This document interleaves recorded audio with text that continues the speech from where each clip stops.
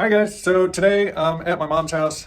She's got an older Kenmore 20 series refrigerator and it's been kind of acting a little weird. It doesn't seem to be cooling, and so I've done a couple other videos on repairing mini fridges, but these full-size fridges work about the same as far as the compressors go. So I'll put a link up there to those videos, and I'm gonna pull this out, get the back cover off, and see what we got.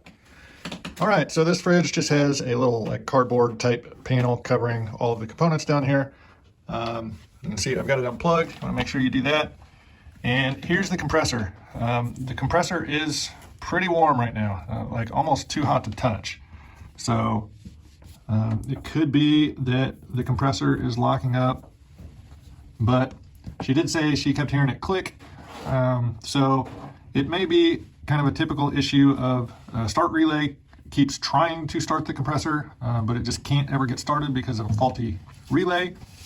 There could also be an issue with the overload. So under this little black box here should be our relay and overload. And so I'm just going to use a little pick or a screwdriver and try to get that clip off of there.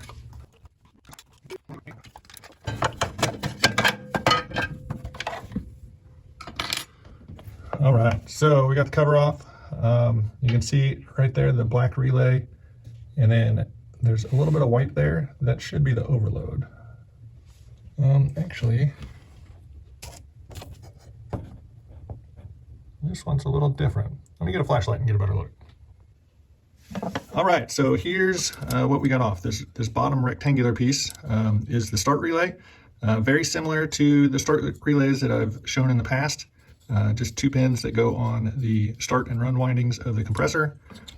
This top piece is a different style of overload protection. So this is basically a heat activated circuit breaker.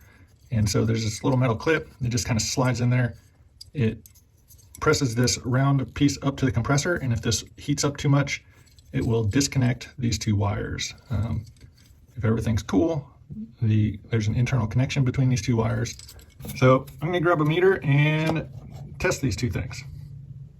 All right, so I've got the relay off.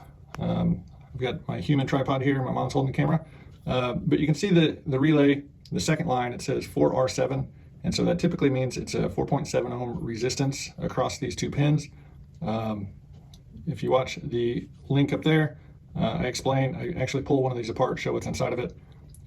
But it should have a certain resistance value across these two pins.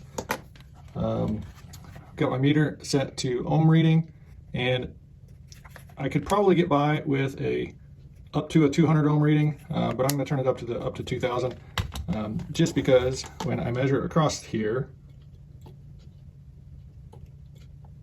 you can see it flashes for a second, but then it goes out of spec. So we've got too high of resistance across these two pins, and so that indicates that our start relay is not working properly.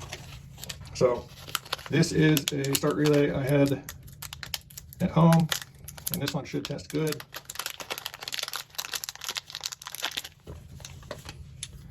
The problem with this one is it just has one pin on the outside, and you still have two pins inside.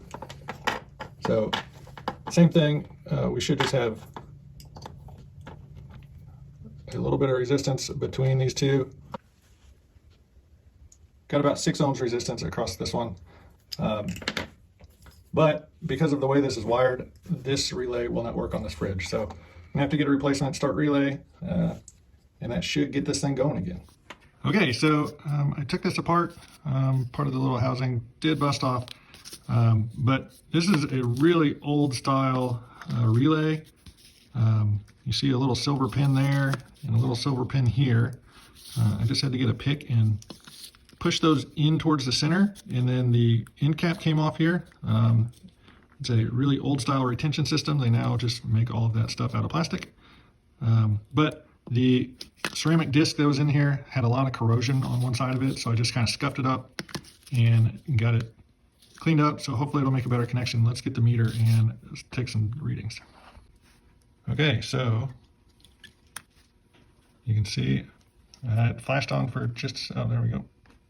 Yeah, we're still not maintaining continuity through it, so It flashes on for just a second, but it should be staying on constant. So we still have kind of a flaky connection, but you can see when it does flash on, we are much less resistance. We were up in like the 1200 range earlier, and now we're down in the 30 range, but still not going to be reliable enough to leave on the fridge. So go get another one and get it going.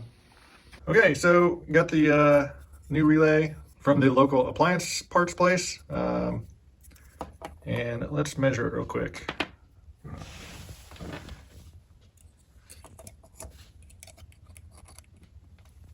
And so we are 5.3 ohms. So that is right in the range that we need to be. So get this reassembled and see if the compressor kicks on. Okay, so new relay is in place. Overload is back in place. And the only thing I haven't done is put the cover back on, but I'm gonna go ahead and plug it back in just to see if the compressor kicks on.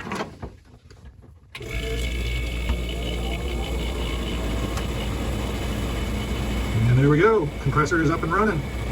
So should be cooling. All right guys, so it's been about 8 hours. My mom texted me a little bit ago and said the inside temperatures are down to 36 or 37 degrees. When I was there, it was up around 40, 45 degrees, I believe. So happy that it was a simple fix. Happy that I was able to get it up and going again.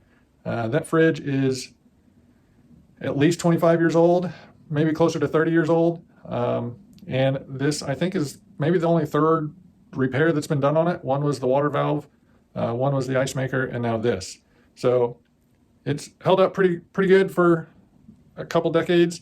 I was glad to get her up and going again. I will post a link down in the description for a 1-pin, a 2-pin, and a 3-pin start relay. They're a very common thing that fails.